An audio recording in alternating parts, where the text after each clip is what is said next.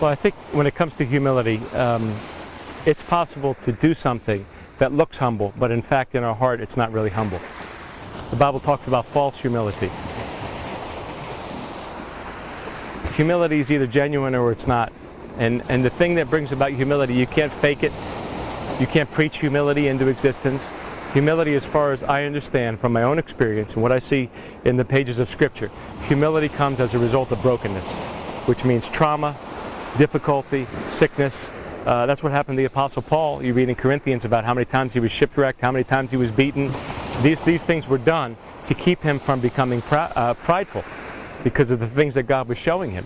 The problem is that we've got some terrible theology floating around that because I'm seated with Christ in the heavenly realms, which is absolutely true, position of authority, position of favor, seated next to Jesus, wonderful, absolutely true, and I thank God for that truth.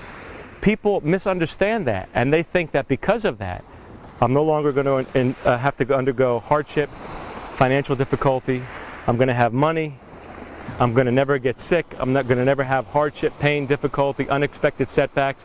That's not what the Bible promises.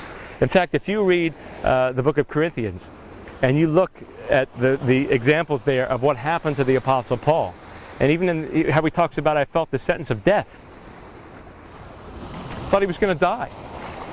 You see very quickly that this idea of being completely protected in the Bible is not presented for God's people.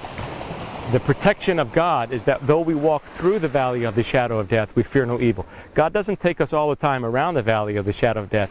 He takes us right through it. And Jesus himself has to be enough. We don't search God, we don't seek God for what he gives. We seek God for who he is. And that should be enough.